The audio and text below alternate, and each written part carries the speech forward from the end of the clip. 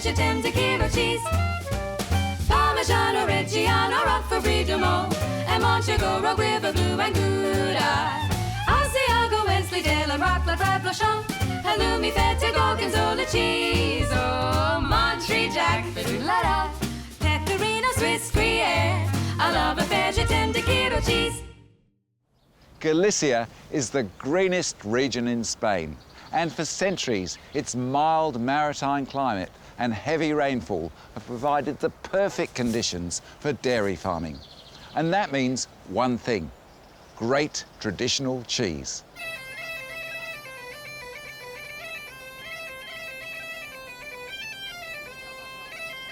Boasting over 1 million cows, Galicia lies in the extreme northwest corner of Spain, just above Portugal.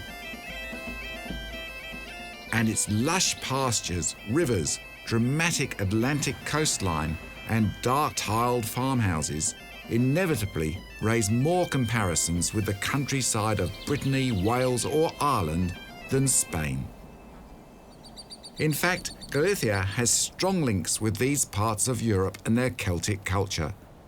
And the dramatic cliffs of San Andreas Teixido were once considered to lie at the edge of the living world. Even today, legend has it that all Galicians must visit this mystical place whilst they're alive, or they'll pass through it in death.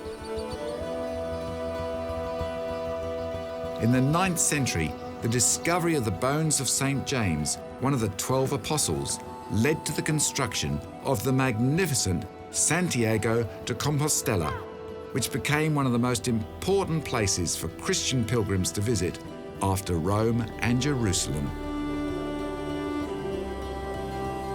Today, Galicia is home to more than 10,000 small and medium-sized farms, which produce a third of the cow's milk in Spain.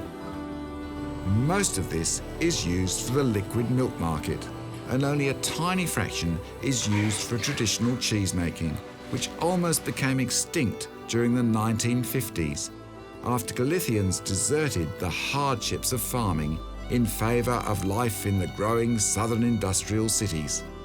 It's only recently that there's been a revival of interest in traditional cheese making, and the reason I've come here is to look at the region's 4 protected DOP cheeses, which owe much of their reputation to the sweetish, dense, fatty milk yielded by the native breed of dairy cow, known as the Galician Blonde, or Rubia gallega.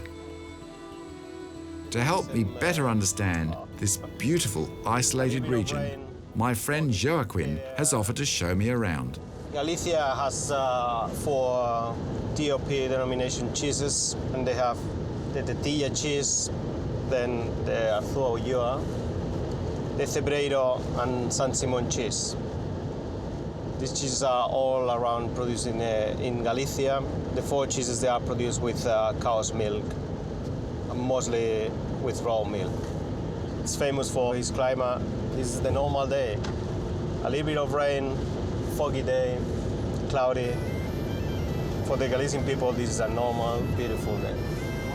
Joaquin and I are headed to the Terra Char region in the province of Lugo, an area famous for its rolling hills, lush pasture and extensive birch forests, which once played an important role in traditional cheesemaking. Well, the weather's certainly living up to its reputation. I've come to visit a small farmhouse dairy that makes Galicia's oldest traditional cheese. Its name is San Simon, and it's smoked with wood from the local birch trees. The Fontellas family have been making this classic smoked cheese for more than 40 years. Cheesemaking begins each day with 1,600 litres of milk collected from the farm's herd of 70 cows. Starters and animal rennet are added, and the curd is allowed to set over 30 minutes. After it's been carefully cut, the whey is gradually drained off.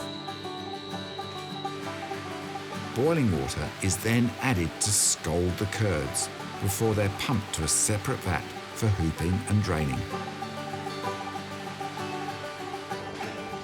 Each of the cloth-lined hoops are carefully filled by hand and placed into a hydraulic press for between 2 and 3 hours.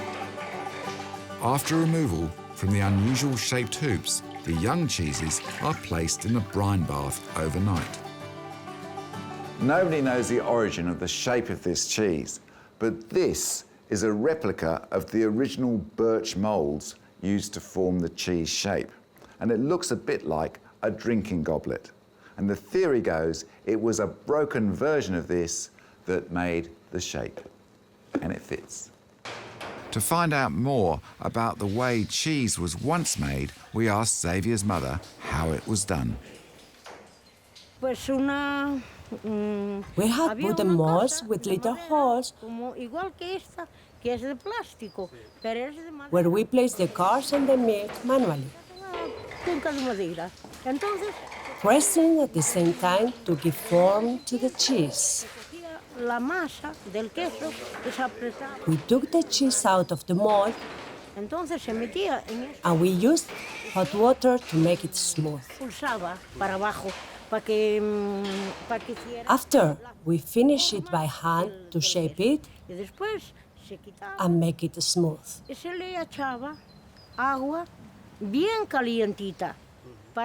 Later, we make little holes with needles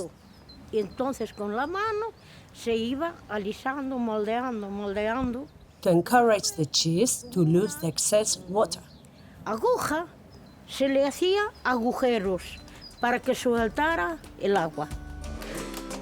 Racks of fresh salted cheese are placed into a special purpose-built smoking room, and shavings and timber from the local birch woods are used to cold smoke the cheese for several hours until it develops a rich ochre tan.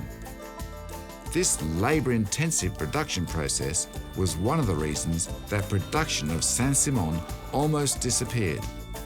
But since it was awarded DOP origin protection status in the 1990s, this traditional Galician benchmark is making a comeback.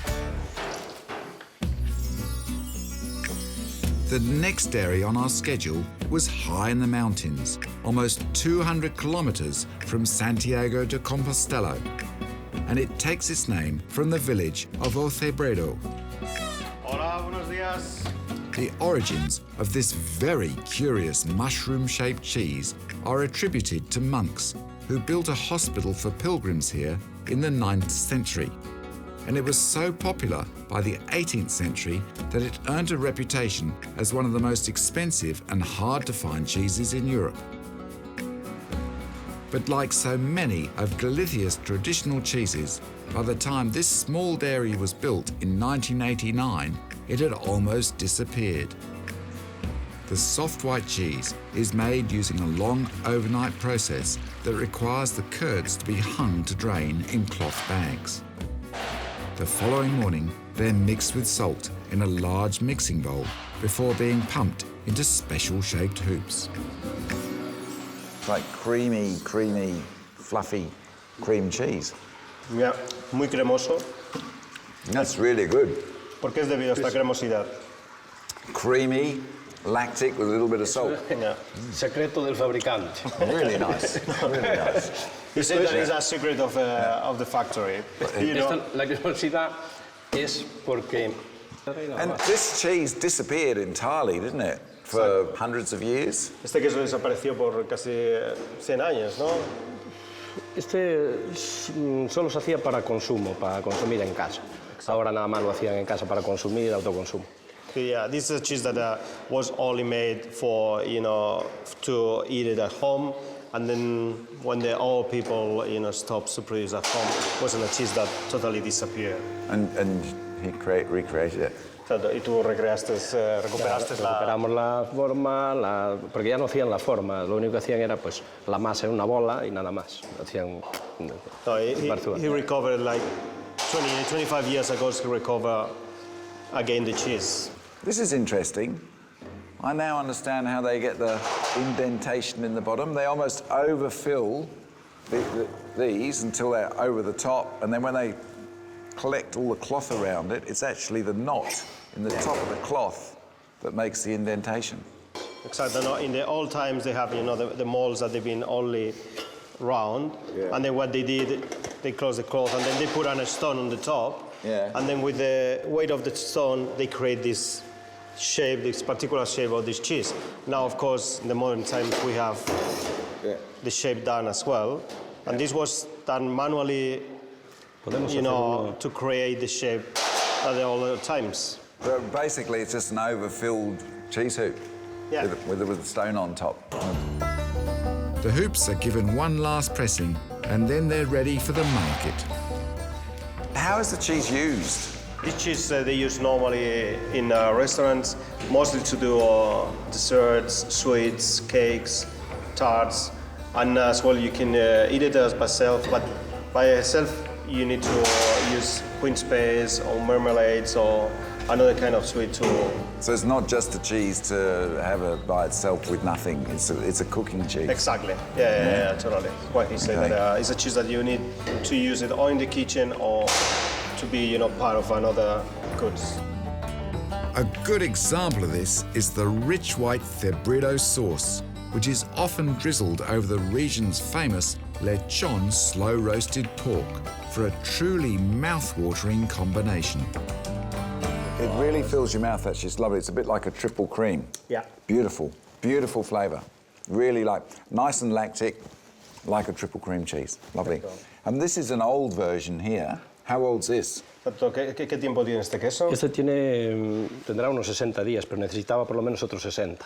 This is 60 days, but he thinks that he says could be better with 120 days. That's pretty interesting, too. Pero le falta, está la mitad. For him, he prefers longer time, yeah. Really? That's quite sour. I mean, it's interesting, but it's a little bit sour. I think I'll stick with the young one.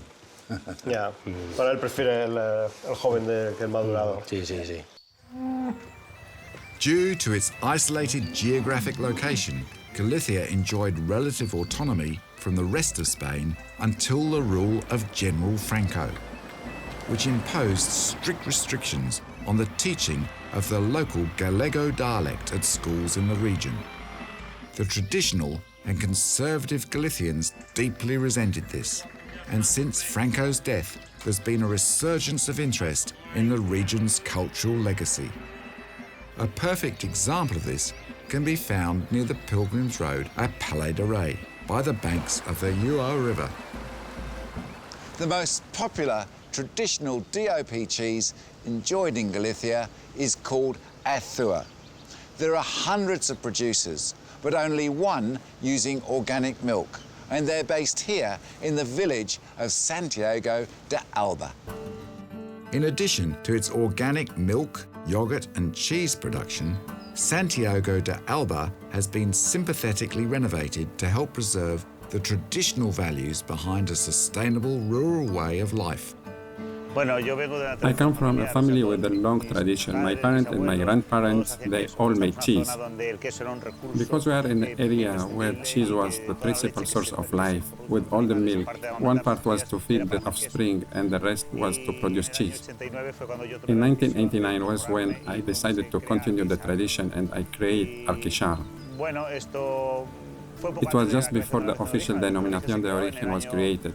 That was created in 1995, and we started as a company in 1989. I have always been a consumer of ecological products, and from the beginning I have had a clear sense and respect for the environment.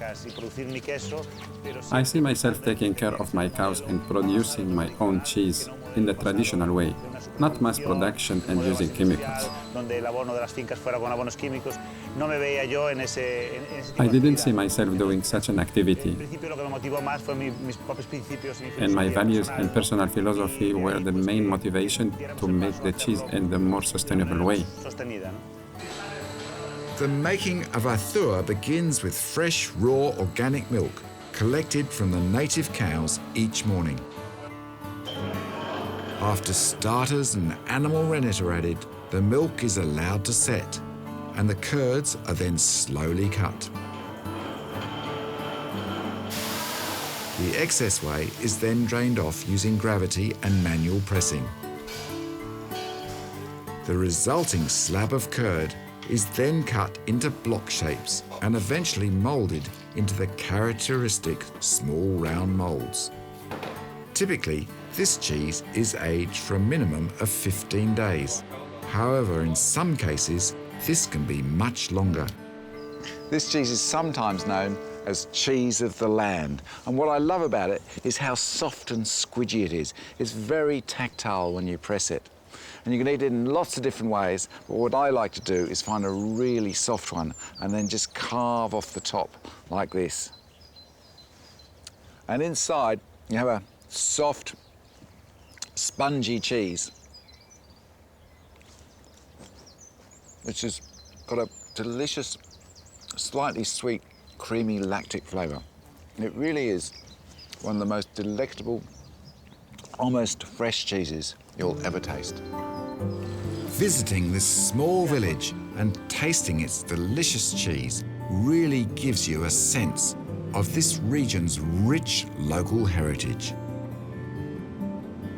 The most well-known traditional DOP cheese in Galicia is Queso Tetilla, which was first written about in 1753. And it's no surprise that this strange-shaped cheese was politely called nipple cheese. In fact, the name literally means small breast. Campo Capella Dairy was originally formed in 1945 when a group of farmers decided they should create a cooperative. They now make Queso Tetilla, butter, and a variety of fresh cheeses from the milk of over 1,400 grass-fed cows. This is the traditional cheese of this cooperative.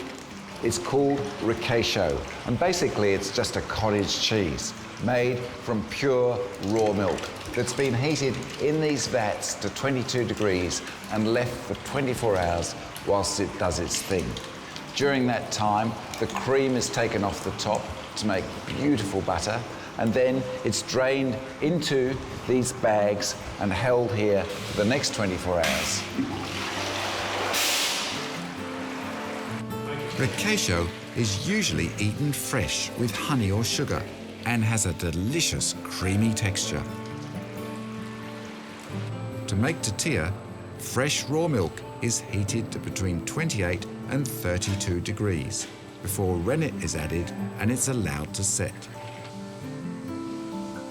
The curds are then cut into large grains, and once they knit together and the whey has been removed, they are placed by hand into draining moulds. So after the curds have come from here and are dumped into here, they knit together. Yeah. And then they're cut into these special moulds. And how do you get this weird sort of shape? They say that in the past, in the famous cathedral of Santiago de Compostela, they have in the front and a figure within a woman that the breast have been so big, the breast. And A statue. A statue, exactly. Yeah, yeah. And then one of the priests of the church decide to cut and do a normal breast. And then the farmers around the city, they decide to create this shape. So in other words, you think the priest thought it was inappropriate Exactly. for worshippers to be looking at women's breasts whilst they were worshipping God. Exactly. So he chopped it off. Yeah. And the farmers in protest made this shape. Yeah. Can I have a little taste? Yeah. Tastes a bit like scrambled egg. It's got the same texture too. Very nice. After pressing, the cheeses are salted in brine and aged up to 30 days before final packaging for sale. The taste is mild, with little or no acidity, and very faint notes of butter.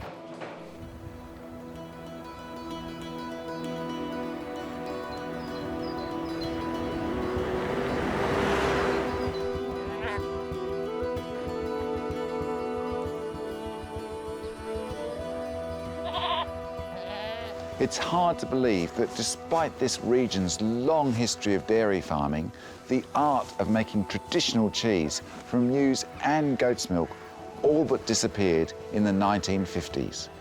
But thankfully, things are starting to change with this farm. In 2006, the Como Cabras Cooperative was formed by 4 young people who wanted to escape the city and pursue the dream of a rural lifestyle. After building a small dairy a year later, they sold their first cheese. These days, their herd of 220 Murcia Granada goats produce enough milk to make 9 tons of cheese a year. These hardy goats are grazed on the local fields, and their feed is supplemented with grains and grasses, giving total control of the quality of milk produced for cheese making. Este es el queso con el que empezamos. Este es el primer queso que hicimos. This is the first cheese that they did. Ah, okay. Es un queso de pasta prensada. La elaboración es como el majorero, Yeah. como el Ibores. It smells nice and sweet. Yeah, that's good. Very good. How do you say very good in Galician? Muy bueno. En gallego, como dices, muy bueno. Muy bon. Muy bon. Muy bon. Muy bon. Muy bon. Exactly. Muy bon. Thank you. Sí, yo creo que es muy mantecoso. Yeah, it's like a battery as well. Well, he said that it's battery for him and so as well. Yeah, it's good cheese, lovely buttery. Yeah. Not battery, buttery. Battery. Buttery. Battery. Buttery. Battery. Okay, muy bon. Muy bon. Exactly. With dedicated families like this producing such great cheese from raw milk, the future of Galicia's goat's cheese seems assured.